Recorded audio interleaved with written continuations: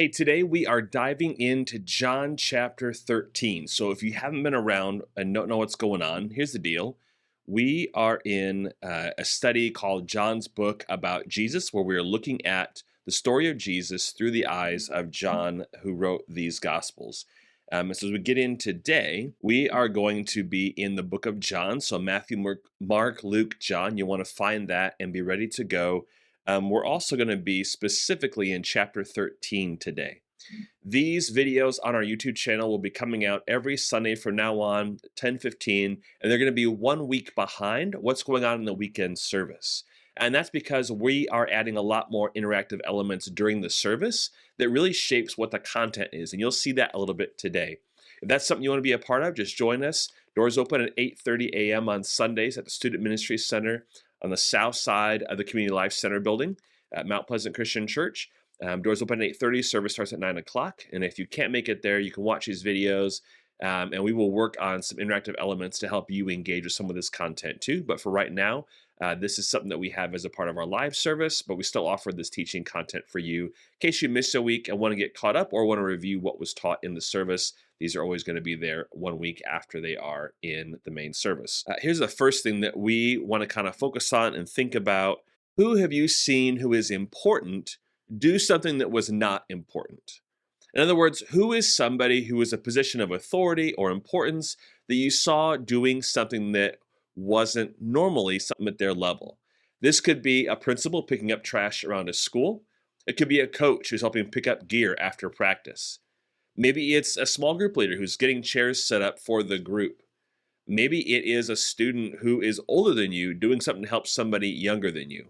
When have you seen somebody who was important doing something that normally you would have thought they're too important to do that? It's important to kind of think about. For me, one of the examples I always share is one of my first visits to Mount Pleasant Christian Church. I was walking around the church building with Chris Philbeck, our senior pastor, and I just happened to notice as we were walking a little piece of trash on the floor. Without saying anything, he walked over, he picked it up, he tossed it in a trash can.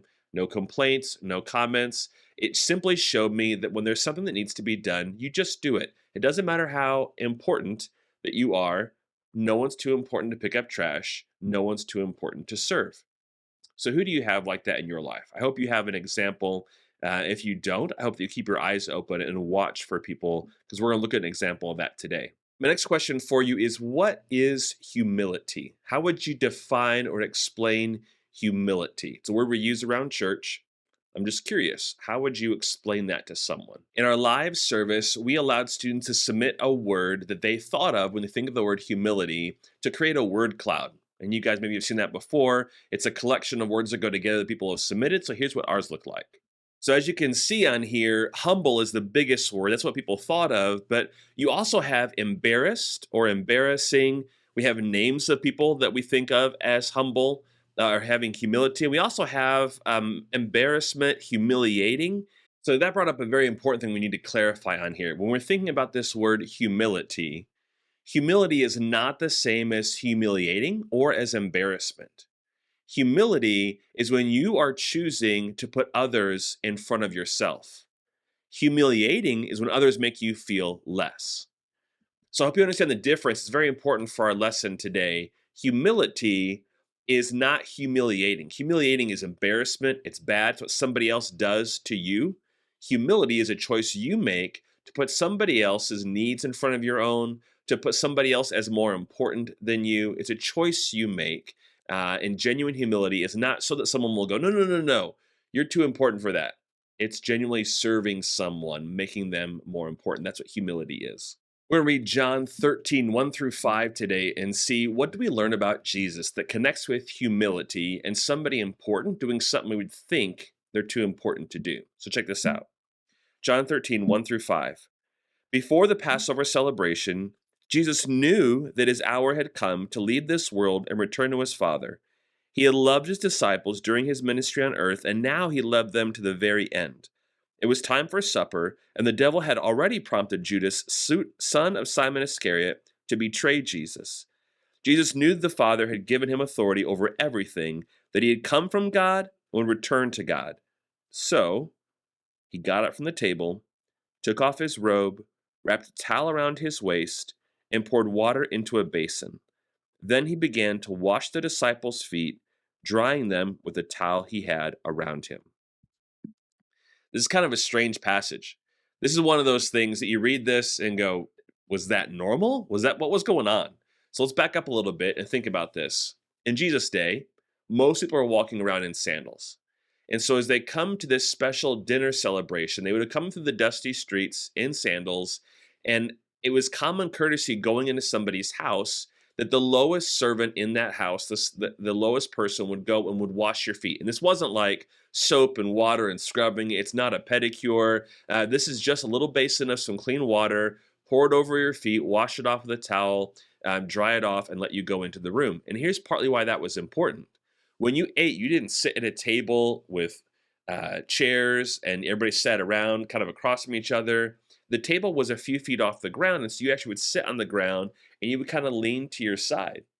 Well, if I'm leaning to my side, that means that somebody else is leaning over here and someone else is leaning over here. And on one of those sides, depending on which way I'm leaning, I've got somebody's feet. Even if they're a little bit behind me, their feet are nearby. So it's very important to get them all cleaned off so you're not getting anybody's carpet or their robes or anything else dirty. It was just common courtesy. And for whatever reason, in this setting for this meal they were celebrating, this really important Passover celebration, no one was there to wash the feet. And none of the disciples, even though they'd seen Jesus do ministry and model this servant heart and attitude and action, none of them did it. And so we read this kind of shocking passage where it just describes Jesus' understanding he's fully God, understanding what really is going on here. And because of that power and authority, then he goes and washes their feet. It's an act of humility. He does it. Nobody else has done it. He doesn't make a fuss out of it. He just goes and washes their feet.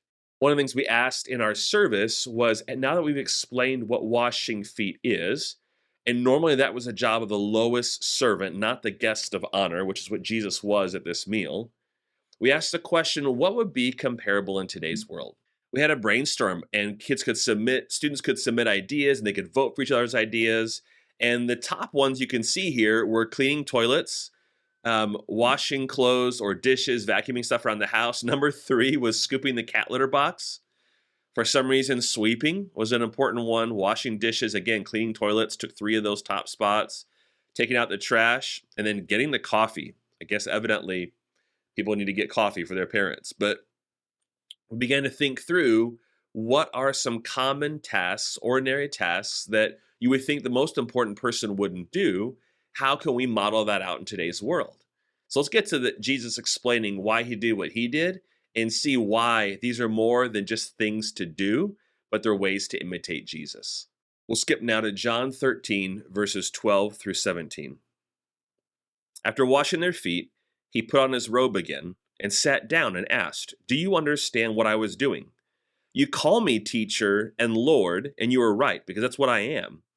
And since I, your Lord and teacher, have washed your feet, you ought to wash each other's feet. I have given you an example to follow. Do as I have done to you. I tell you the truth, slaves are not greater than their master, nor is the messenger more important than the one who sends the message. Now that you know these things, God will bless you for doing them." So here's the deal. Jesus says, I've done an example. You should do this. Did he mean literally go and wash feet? I don't think so. As I look throughout the rest of the New Testament, I don't see that as something that was as important as communion or as baptism. But I do see people serving other people putting other needs first. I see this principle being played out. And I think what Jesus was doing here was taking something that was common in his day and making an example so they will remember it and apply it in other areas. I told the story in our service about how at camp 2 years ago, we just had some toilet problems. And so there was one day where I was like, you know what? I don't want to bother the camp staff with some of these things that one of us can take care of. And so there was a Sunday morning. We were at camp like a Thursday to Tuesday. It was kind of a weird schedule. And I remember that Sunday morning that I unclogged 6 toilets in our guy's cabin. 6 in one morning. Now, I didn't do it so I could come and brag about it on a video. I wouldn't brag about cleaning toilets out. But that was something that's needed to be done. And partly why I did that is because it needed to be done. The other part was I wanted to show those students that even the youth pastor who's in charge of this week of camp, who's in charge of our group at Mix, I'm not too important to go clean out a toilet. I'm not too important to pick up trash. I'm not too important to serve. Nobody is. And so think about that in our world today. When we imitate Jesus, sometimes that's telling people the good news about Jesus and how he forgives us from our sins. But sometimes that's modeling his love by doing the things that need to be done, even when we think, I'm too important for that, or somebody else will take care of that. It's not what Jesus did. It's not what he wants us to do.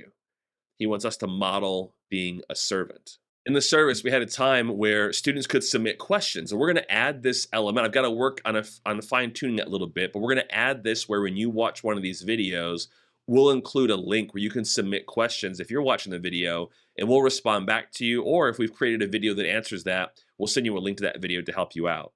But here's a few examples of what we collected this weekend. There were over 30 questions submitted. One of the questions was, did the disciples wash each other's feet? We don't have an example of that here in this story, but hopefully from what we see, we do see they modeled out serving each other later. Did they only wash the rich's feet or both the poor and the rich? Again, this wasn't a real elaborate washing. It wasn't a pedicure. It was just kind of common courtesy. And so most likely, if you're having this meal like that, everybody's feet would have been washed.